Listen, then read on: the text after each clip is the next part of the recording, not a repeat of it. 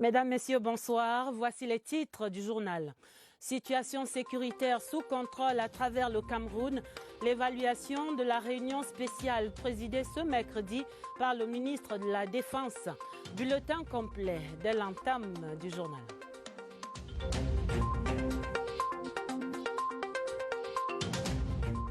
Situation économique en nette amélioration pour les PME et les ménages.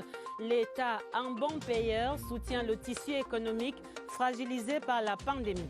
Dans le dossier du 20h30, les retombées en espèces sonnantes et trébuchantes. Situation toujours tendue entre la FECAFOOT et la Ligue de football professionnel, mais avec un bémol ce mercredi, le courrier de la FIFA qui reconnaît la légitimité de la Ligue dans son action. Vous entendrez le général Semengue en page des sports. Voilà pour les titres. Développement après ce message.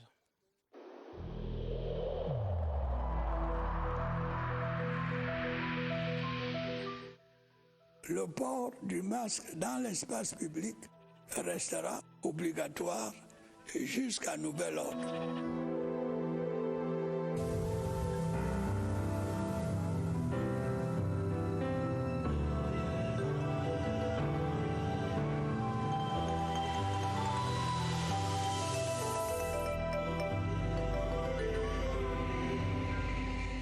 La sécurité nationale au scanner, la traditionnelle réunion d'évaluation présidée par le ministre délégué à la présidence chargée de la Défense, a rassemblé ce mercredi les deux secrétaires d'État et l'essentiel du commandement territorial ainsi que les responsables des opérations spéciales en cours sur le territoire national. Évaluation mais consigne également à l'approche des élections régionales et des fêtes de fin d'année. Conclusion, la situation est globalement sous contrôle. Éric Benjamin Lamère.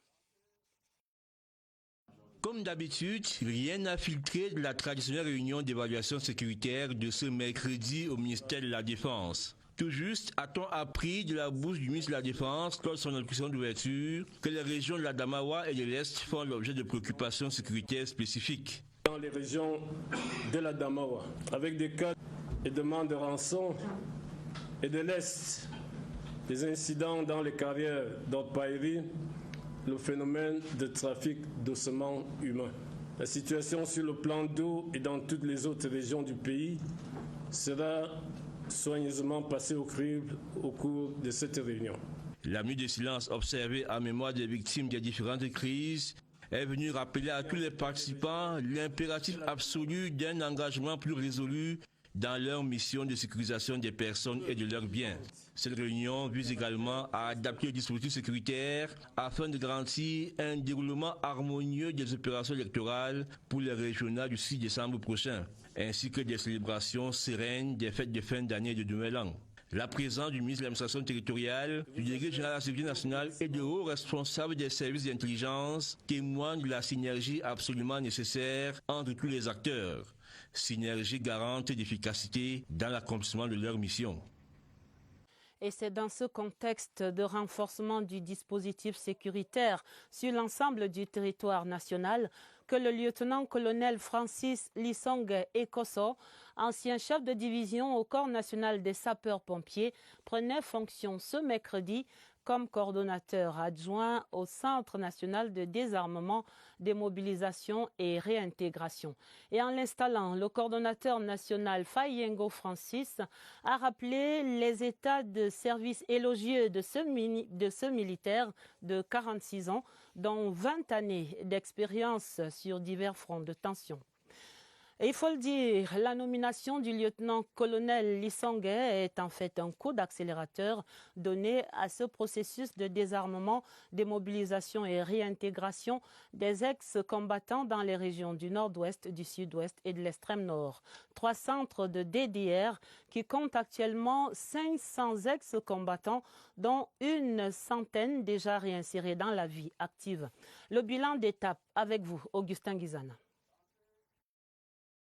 Le Centre national de désarmement, de démobilisation et de réintégration est une porte à saisir absolument. C'est au regard des résultats obtenus en moins de 2 années d'activité de cette structure Nous avons 300 qui sont passés, 200 qui sont allés dans les DDR des pays voisins et à peu près 100 qui sont allés commencer leur processus d'intégration. L'occasion a été donnée pour le coordonnateur du CNDDR de réitérer la main tendue du chef de l'État Paul Biya aux groupes armés et aux entrepreneurs de guerre. Ils ont commis des erreurs, mais ce sont nos enfants. Pour qu'ils sortent, pour qu'ils soient réinstallés, pour donner l'exemple de pardon. En effet, des nouvelles en perspective dessinent un lendemain radieux pour ceux qui ont pris les armes contre leur patrie. Au jour d'aujourd'hui, le centre de Bamenda est terminé et nous allons le recevoir dans quelques jours. Ce centre a coûté 1,191 milliard de nos francs. Pour le coordonnateur, le Centre national de désarmement, de démobilisation et de réintégration est déjà l'amnistie. Information pour ceux qui en demandent ces jours-ci. Et ce mouvement de pacification continue. D'autres ex-combattants ont saisi cette main tendue du chef de l'État ce mercredi dans le Lébi Alem, région du Sud-Ouest. 12 anciens sécessionnistes ont effectivement déposé les armes devant les autorités administratives locales. Voyons les faits sur place avec notre correspondant Stéphane Talla à Aboya. Ces 12 ex-combattants opéraient dans le département du Lébi-Alem sous les appellations de Gorilla Ninjas of Wabane et Gorilla Fighters of Alon. Ils quittent ces camps avec 2 armes AK-47, une trentaine de fusils et canons de fabrication artisanale, des boîtes chargeuses et munitions, entre autres. Conduit à Boya par le préfet du Lébi-Alem, William Mungambo Ekema, et le sous-préfet d'Alon, Félix Amban, les ex-combattants et les armes ont été présentés aux autorités administratives et militaires de la région. Dans le DDR, ils seront logés, nourris, soignés et formés. Il y a plus de 8 sections existantes justement au niveau du DDR, de formations différentes, qualifiantes, qui leur permettra bien entendu de pouvoir se réinsérer socialement. Qu'ils saisissent cette occasion. Au lieu de rester en brousse, mourir de faim. Il n'y a pas d'avenir en brousse. L'on salue également les efforts des forces de défense et de sécurité et de toutes les parties prenantes dans le processus de désarmement. Et dans cette même veine, ce communiqué de presse du ministre de l'administration territoriale qui porte à la connaissance de l'opinion publique nationale et internationale que depuis un certain temps, un mouvement dénommé 10 millions de nordistes s'illustre par des publications portant gravement atteinte à l'unité nationale et à la coexistence pacifique entre les différentes communautés nationales. Ce mouvement, qui n'a aucune existence légale, a pour promoteur et porte-parole M. Guibaï Gatama, directeur de publication du journal L'Œil du Sahel. Ce mouvement prétend défendre les intérêts des ressortissants des régions de la Damawa du Nord et l'extrême Nord, alors que plusieurs ressortissants des régions concernées ont saisi le ministre de l'administration territoriale pour dénoncer ces manœuvres obscures auxquelles ils ne sont ni de près ni de loin associés et dans lesquelles ils ne se reconnaissent pas. Le ministre de l'administration territoriale note que le mouvement 10 millions de nordistes n'a fait l'objet d'aucune déclaration. Bien plus, les objectifs de ce mouvement illégal vont à l'encontre des idéaux de paix, d'unité et d'intégration nationale inscrits dans la Constitution et chers au président de la République, chef de l'État, son Excellence Paul Biya. L'article 4 de la loi du 19 décembre 1990 précise que les associations fondées sur une cause ou en vue d'un objet contraire à la Constitution, aux lois et aux bonnes mœurs, ainsi que celles qui auraient pour but de porter atteinte notamment à la sécurité, à l'intégrité nationale, à l'unité nationale, à l'intégration nationale et à la forme républicaine de l'État, sont nulles et de nul effet. Le projet porté par le promoteur du mouvement 10 millions de nordistes vise donc à diviser les Camerounais en les appelant de manière insidieuse et sournoise à se dresser les uns contre les autres.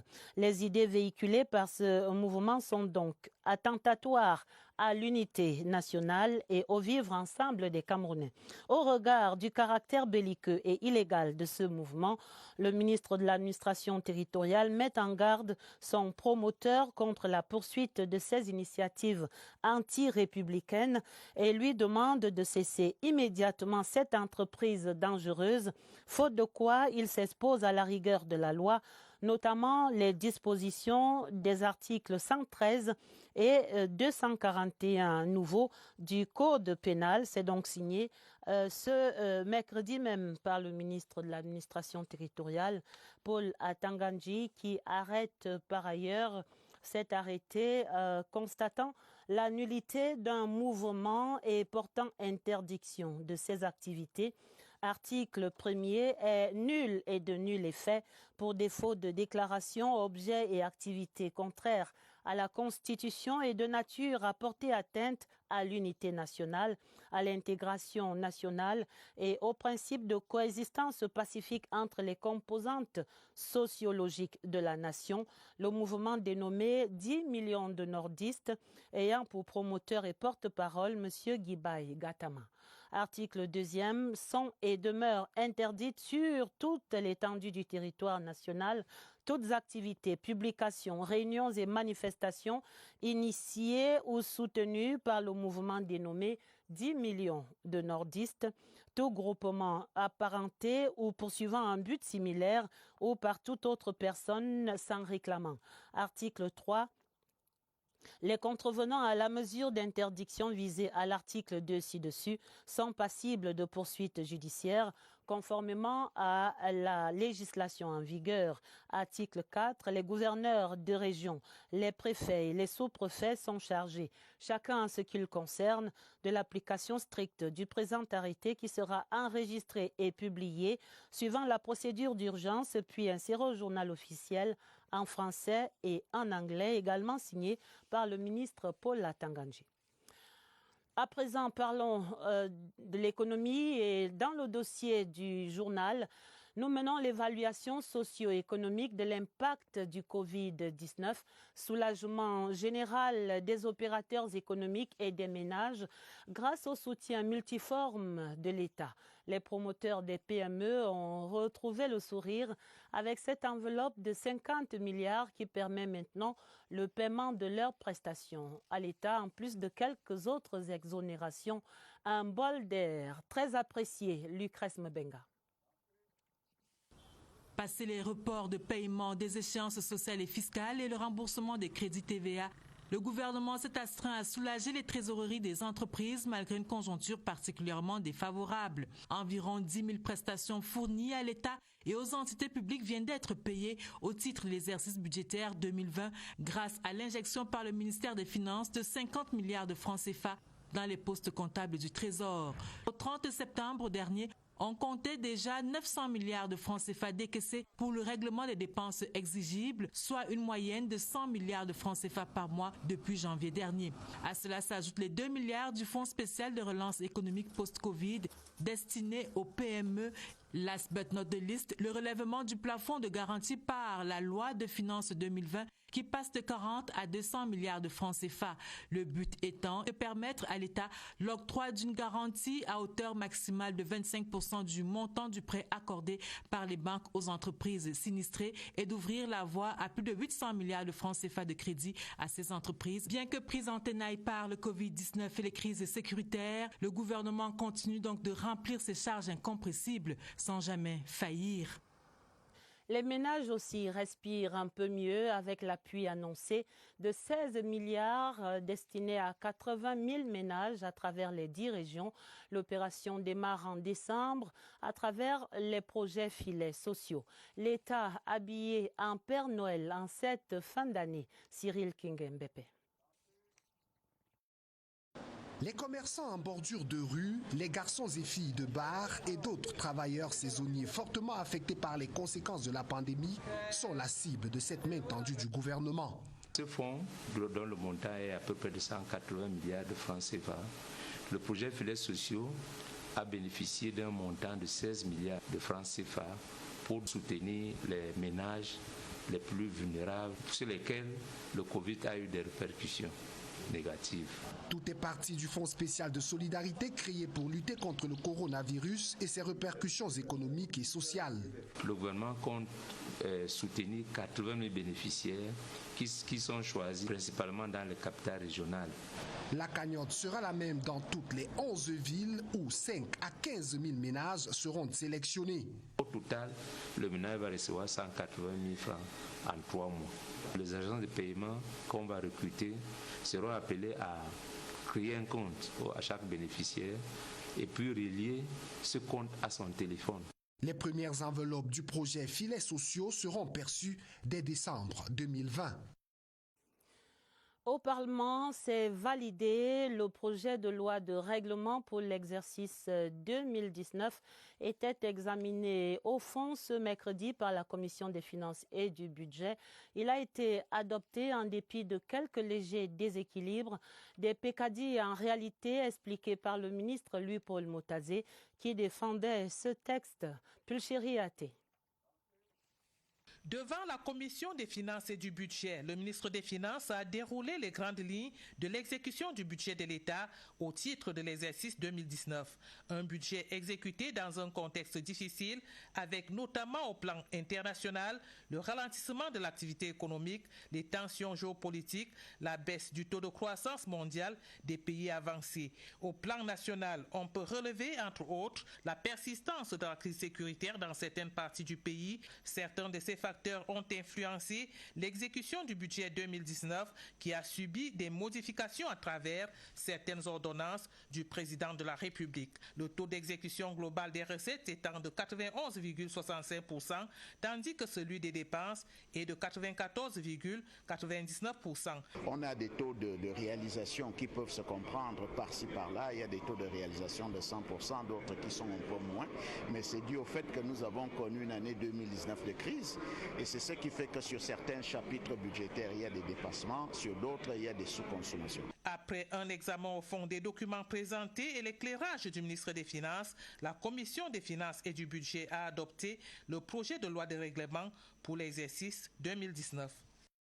Le Conseil national de la statistique se tenait ce mercredi et c'était l'occasion de marquer la 30e journée africaine de la statistique. Nous y reviendrons. Autre anniversaire, l'Ordre national des ingénieurs de génie civil qui souffle ses 20 bougies dans une série d'activités entamées depuis le mois d'août. Et ce mercredi, il y avait symposium sur les enjeux de ce corps de métier. Ce qu'il faut en retenir avec Franck Evina. Après 20 ans d'existence, un arrêt majeur pour évaluer les acquis et scruter l'avenir.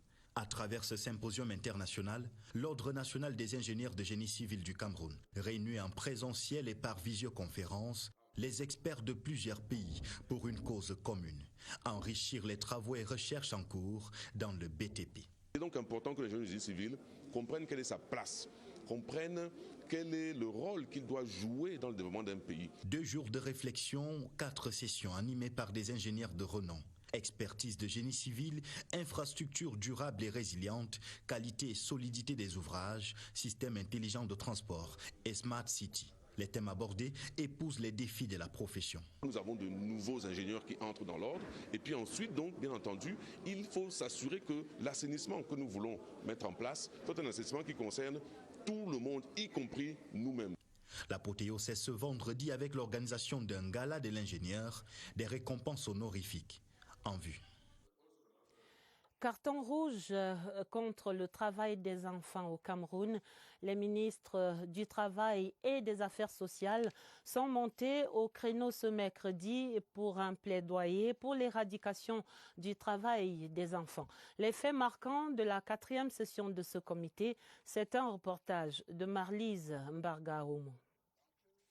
L'éradication du travail des enfants est une priorité pour le gouvernement camerounais. Entre autres actions du gouvernement pour abolir cette pratique, l'adoption en 2017 du plan d'action national pour les pires formes de travail des enfants et plus récemment en mai 2020, l'adhésion du Cameroun à l'initiative Alliance 8.7. La plateforme Alliance 8.7 donne les opportunités d'accompagnement à une meilleure mobilisation des ressources, à une synergie d'action avec d'autres pays pionniers à travers le partage d'expériences.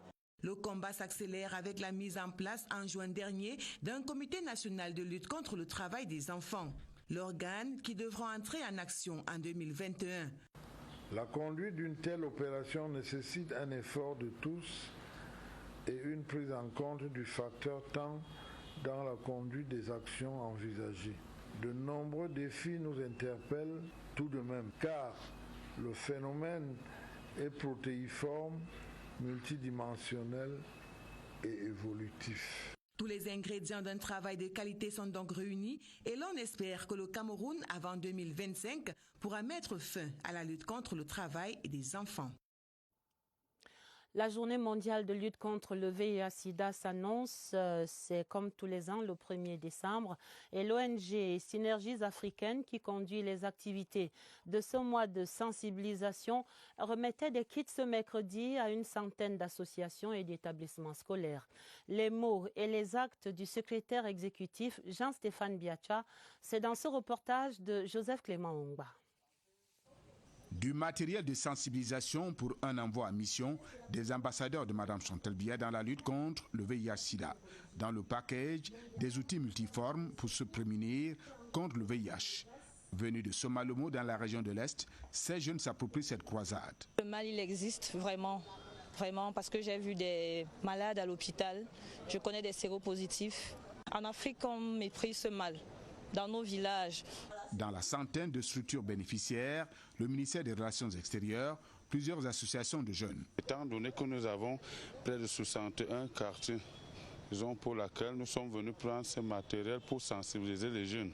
Couche la plus vulnérable de la population, les jeunes élèves sont en ligne de mire. Sensibiliser les élèves pour l'utilisation des préservatifs et sensibiliser même jusqu'aux parents. À ces élèves, le secrétaire exécutif des Synergies africaines, Jean-Stéphane Biacha, prescrit l'abstinence, les préservatifs au cas où, mais surtout vaincre la peur du dépistage. Covid-19 oblige des gestes barrières. Tous ont le masque vissé sur le visage, les mains désinfectées, pas de photos de famille pour respecter la distanciation physique en ce mois camerounais de lutte contre le sida.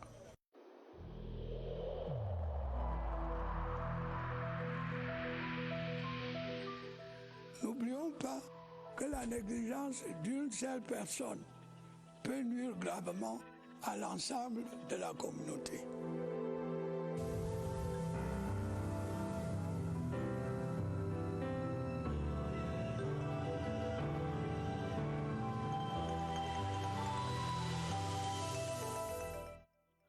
La lutte contre le Covid-19 qui continue, notamment contre cette nouvelle vague de l'épidémie qui pourrait avoir des implications dans plusieurs domaines autres que la santé.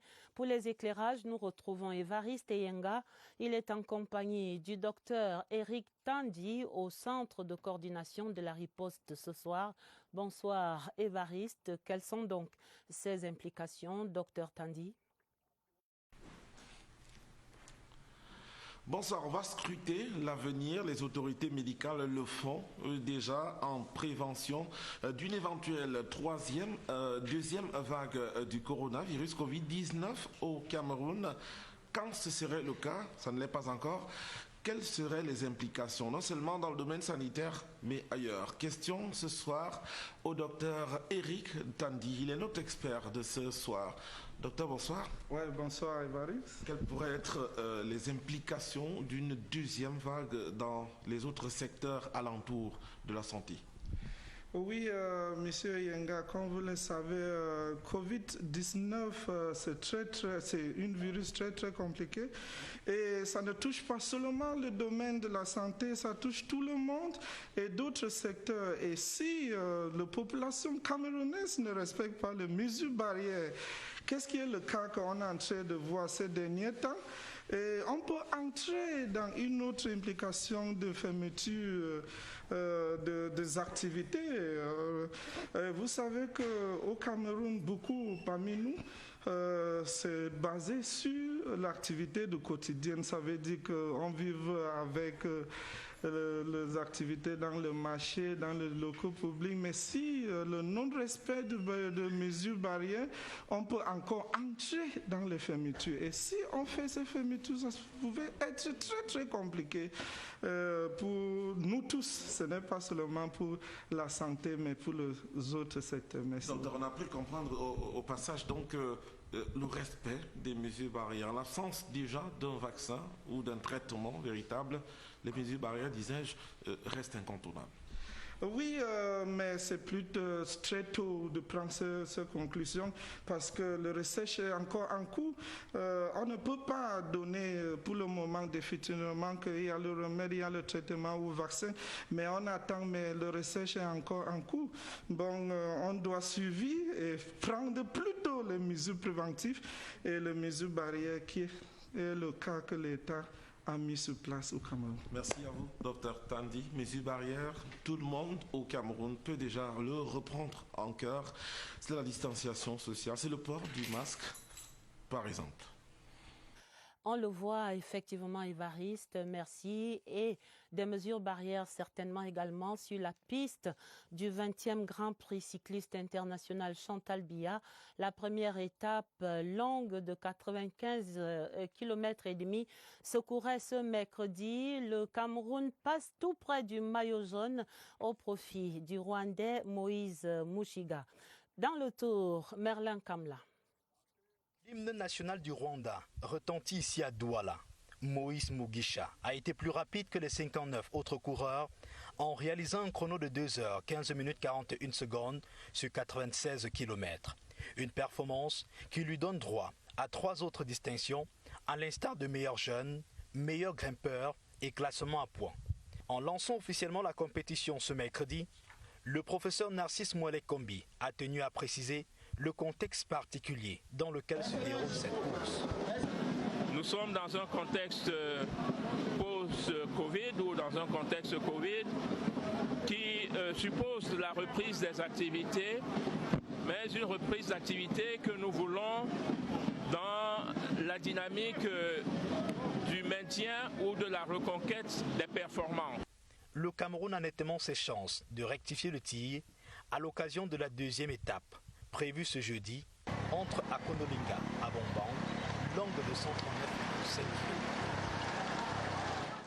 Et on peut le voir, le sponsor officiel, l'entreprise Camtel, très visible, qui joue également sa partition dans ce Grand Prix cycliste international. Le directeur général Yassonde Achidi est allé à Douala pour encourager les cyclistes camerounais, mais surtout pour promouvoir les nouvelles offres technologiques de Camtel. Retrouvons à Douala Armand Ambassa. Pour cette 20e édition du Grand Prix cycliste international Chantal Biya, la société citoyenne Camtel s'est une fois de plus illustrée sur le terrain en sponsorisant cette compétition de l'Union cycliste internationale.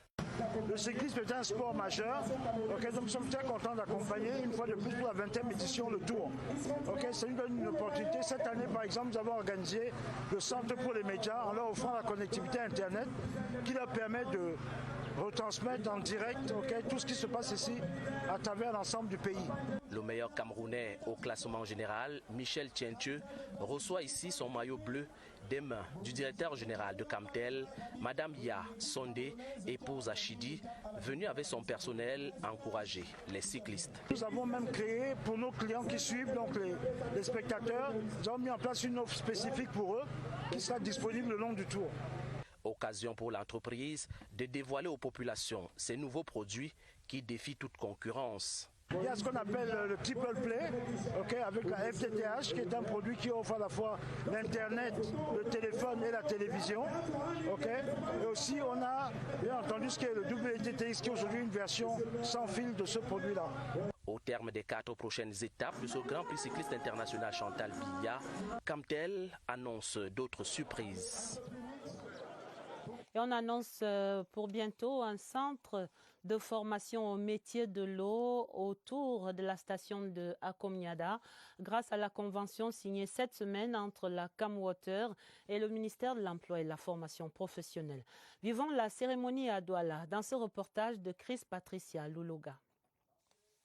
La convention de partenariat entre le ministère de l'Emploi et la formation professionnelle et la Camwata est l'aboutissement d'un processus entamé depuis 2 ans. Ce projet bénéficie de l'appui du ministère de l'Emploi et de la formation professionnelle pour la construction et l'équipement du centre de formation au métier de l'eau.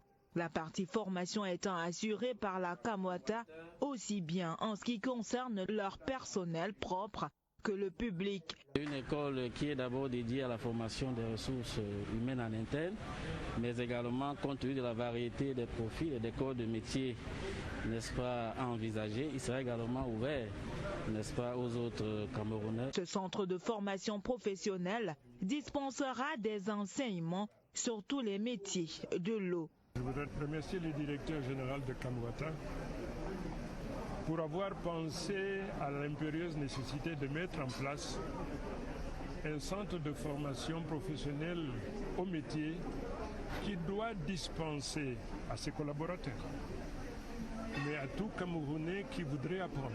La convention qui entre en vigueur dès ce jour est conclue pour une durée de 3 ans renouvelable.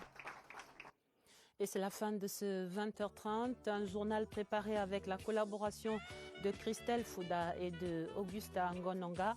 Un autre journal vous est promis sur cette antenne à minuit. Il sera présenté par Dieudonné Sra et Gilbert Ongene.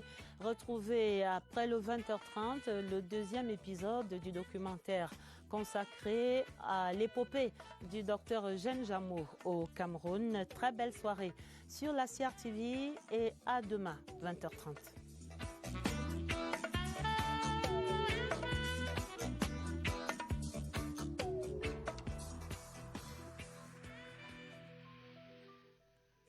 In this connection, we should avoid stigmatizing